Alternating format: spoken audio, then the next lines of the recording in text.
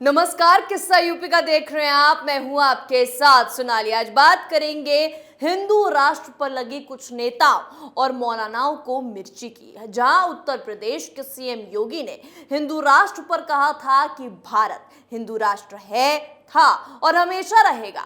वहीं इससे चिढ़कर तौकीर रजा का कहना था कि जो लोग हिंदू राष्ट्र की बात करते हैं उन पर देशद्रोह का मुकदमा चलाया जाना चाहिए। अब तौकीर रजा के बाद एआईएमआईएम उत्तर प्रदेश के अध्यक्ष शौकत अली का ताजा बयान इस समय सुर्खियों में है।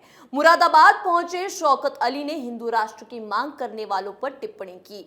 शौकत अली ने कहा कि जो लोग हिंदू राष्ट्र की मांग करते हैं वो आतंकवादी हैं। तो आज इसी पर चर्चा करेंगे। चर्चा के लिए हमारे साथ स्टूडियो में मौजूद हैं कैपिटल टीवी के एग्जीक्यूटिव एडिटर राजीव जी। राजीव जी, बहुत बहुत स्वागत है। धन्यवाद। राजीव जी, कुछ नेताओं को क्यों मिर्ची लग जाती है? देखिए, इन लोगों की राजनीति का भी केंद्र है और इन लोगों को परेशानी होनी भी चाहिए।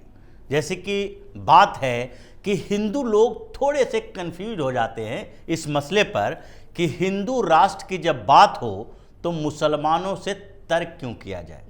सबसे बड़ी बात तर्क को लेकर है कि जब जब हिंदू राष्ट्र की चर्चा होनी शुरू हो जाती है तो भावनाओं में बहकर कुछ हिंदू लोग मुसलमानों के साथ तर्क करने लगते हैं कि हिंदू राष्ट्र क्यों बनाया जाना चाहिए और मुसलमानों को उससे क्यों परेशानी नहीं होनी चाहिए। अगर मुसलमानों को परेशानी होती भी है तो भी हिंदू राष्ट्र बनने के लिए उनको समझाने की जरूरत नहीं है। क्या पाकिस्तान बनने के समय में इन लोगों ने वहां के हिंदुओं को समझाया था? जब पाकिस्तान बनने की स्थिति में थी, जब इन लोगों ने पाकिस्तान की मांग की थी मुस्लिम समुदाय ने, तो उस समय हिंदुस्तान के अलग अलग हिस्सों में कोई भी ऐसा हिस्सा नहीं था जहां पर मुस्लिम लीग को पाकिस्तान के लिए मुसलमानों का समर्थन नहीं मिल रहा था। लेकिन सबसे बड़ी बात तो यह है कि जब पाकिस्तान बन गया तो उस समय पाकिस्तान में रहने वाले हिंदुओं को या सिखों को इन लोगों को समझाया गया था। क्या पाकिस्तान जब मुस्लिम राष्ट्र बन रहा था, जब वहां मुसलमानों का वर्चस्व था, उस समय हिंदुओं को तकलीफ नहीं थी सिखों को तकलीफ नहीं थी या दूसरे धर्म के लोगों को तकलीफ नहीं थी? लेकिन फिर भी इन लोगों ने नहीं माना। अगर हम पूरे दुनिया की बात करें, जितने इस्लामिक कंट्री हैं, 57 इस्लामिक देश हैं, और उन देशों में जो दूसरे धर्म के लोग रह रहे हैं, क्या उनकी भावनाओं का ख्याल रख के वो लोग इस्लामिक स्टेट बनाए? उनके साथ तर्क करके, समझदारी करके, इंसानियत की बात करके बनाए? क्योंकि इन लोगों को समझ में आता है कि जो दूसरे धर्म के लोग हैं, यानी कि गैर इस्लामिक हैं, उनको वहां उसी की स्थिति के अनुसार रहने को अभिशप्त होना पड़ेगा। तो हिंदुस्तान में भी सबसे पहला कंफ्यूजन हिंदुओं को इस बात के लिए खत्म करना पड़ेगा कि अगर कोई मुसलमान हिंदू राष्ट्र की बात से चिढ़ता है तो उसके साथ तर्क करने की जरूरत नहीं है, उसे बताने की जरूरत है कि क्या पाकिस्तान बनने के समय जब वहां के हिंदुओं को समझाया गया था, सिखों को समझाया गया था कि वो मुस्लिम राष्ट्र बन रहा है, तो फिर उनके साथ क्या होगा? राजीव जी, क्या मुसलमानों को ये कंफ्यूजन है कि अगर हिंदू राष्ट्र बन गया तो उनका क्या होगा? देखिए, कंफ्यूजन तो होना भी चाहिए।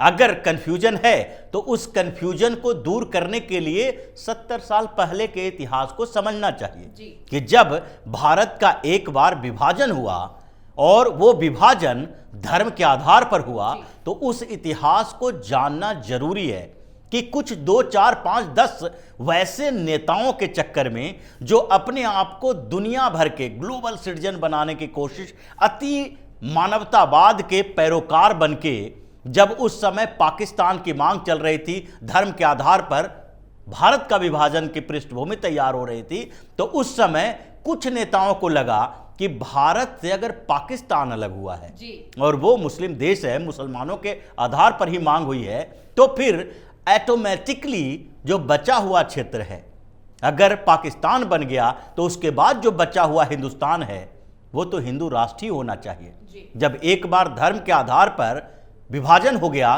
तो हम उसी विभाजनकारी ताकतों को, उसी विभाजनकारी लोगों को, जो विभाजन को समर्थन दे रहा था, उन लोगों को अपने देश में रहने की अनुमति क्यों दे?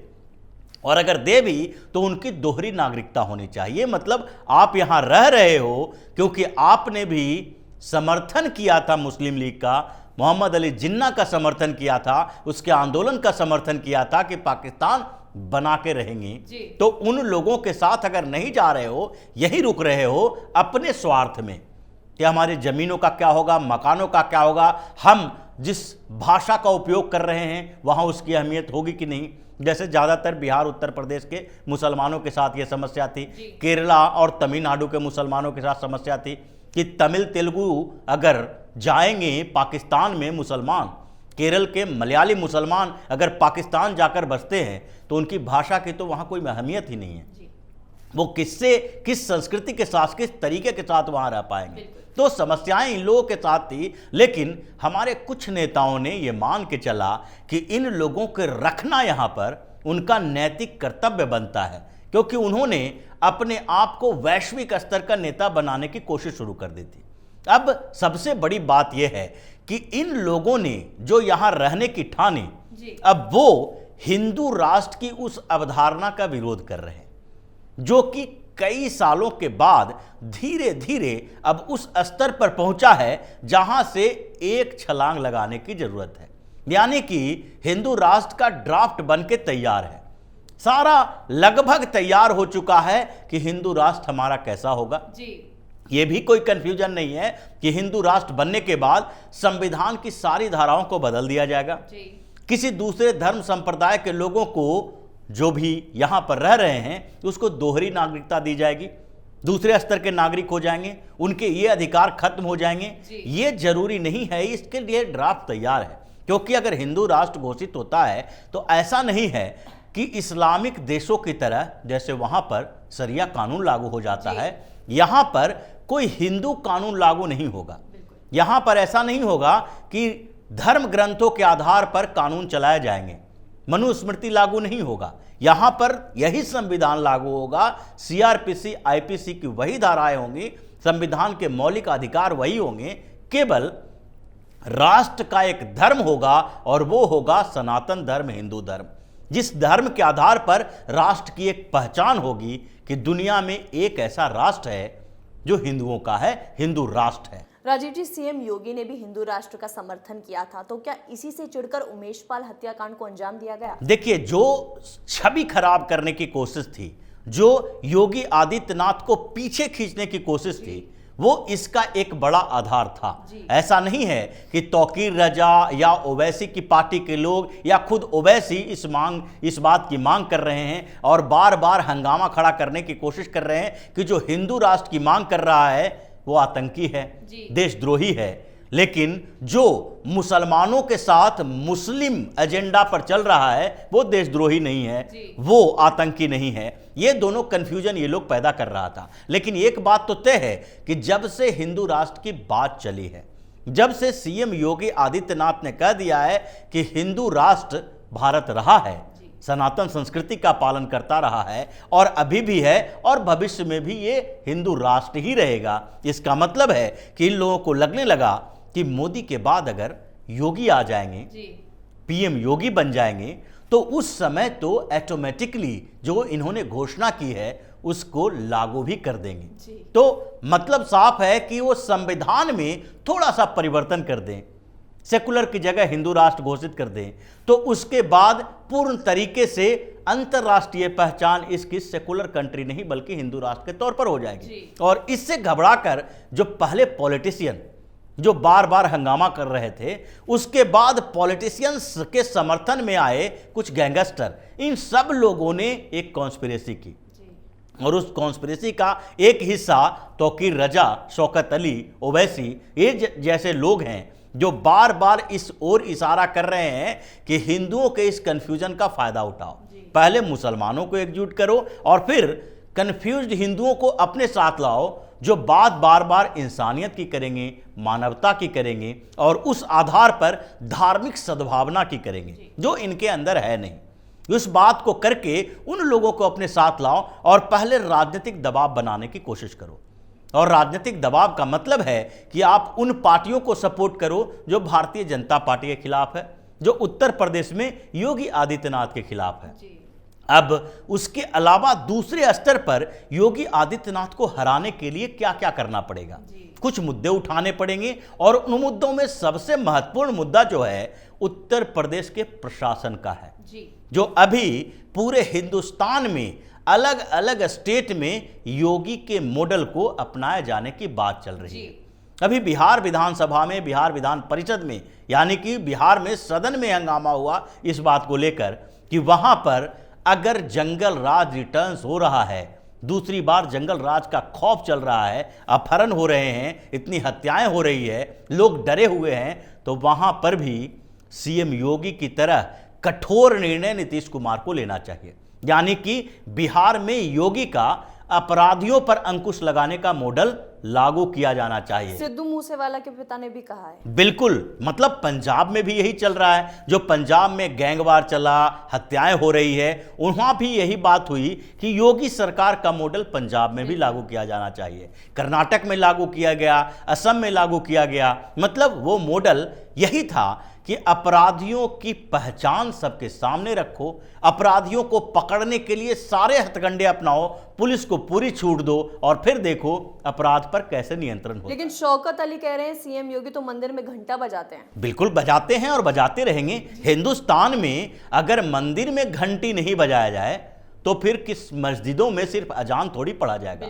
अजान पढ़ना है तो हिंदुस्तान की सीमा से बाहर जाकर माइक लगाओ। ये तो घंटियों का देश रहा है और ये सनातन संस्कृति का देश रहा है। शुरुआती दौर से ही यहाँ मंदिरों के घंटियों से लोगों की आंखें खुलती थी, आज अजान की आवाज़ से भी लोगों की आंखें खुलती है। ये बड़ी समस्या हो गई है। इस समस्या का समाधान तो योगी ही करने वाले हैं और शौकत अली जैसे लोगों को इसी से परेशानी है कि जब अजान बंद होंगे, घंटियों की आवाज़ आएगी तो इनकी समस्या तेजी से बढ़ेगी। और इसी आधार पर इन लोगों ने चारों तरफ से पॉलिटिकली गैंगवार के तौर पर, कानून व्यवस्था खराब करने के तौर पर पूरी तरीके से योगी के खिलाफ जो कॉन्स्पिरेसी की है, अब उसी पर एक्शन हो रहा है। एक तरफ गैंगस्टर को खत्म किया जा रहा है और इन जो पॉलिटिकल पार्टी के नेताओं का, जिनका अभी तक ये तुष्टीकरण, कन्फ्यूजन और फूट डालो राज करो की नीति पर ये लोग अपना आधार बढ़ा रहे थे, उन सब के ऊपर भी उसी तरीके से एक्शन लिया जा रहा है। और अब साफ है कि उत्तर प्रदेश में अभी योगी ही चलेंगे और फिर जब केंद्र तक पहुंचेंगे तो इसी ड्राफ्ट को लागू किया जाएगा जो हिंदू राष्ट्र बनाने के लिए तैयार किया गया है। बहुत बहुत धन्यवाद राजीव जी बातचीत। धन्यवाद। जी हाँ, तो फिर से हिंदू राष्ट्र का नाम सुनते ही तमाम नेता और मौलानाओं ने अपनी छाती पीटना शुरू कर दिया है। वहीं सीएम योगी के हिंदू राष्ट्र के सपोर्ट से चिढ़कर कुछ नेता जहर उगल रहे हैं। जहां शौकत अली ने सीएम योगी को मंदिर में घंटा बजाने वाला बताया, वहीं कहीं ना कहीं यूपी में उमेश पाल हत्याकांड भी सरकार को बदनाम करने के लिए अंजाम दिया गया। क्यों? क्योंकि सीएम योगी ने साफ कह दिया था कि भारत हिंदू राष्ट्र है, था और रहेगा, जिससे कि तिलमिलाए कुछ लोगों ने मिलकर सरकार को बदनाम करने के लिए साजिश रची। यानी हिंदू राष्ट्र के नाम से ही कुछ लोगों के तन बदन में आग लग जाती है। किस्सा यूपी का में इतना ही। देखते रहिए कैपिटल टीवी उत्तर प्रदेश। नमस्कार।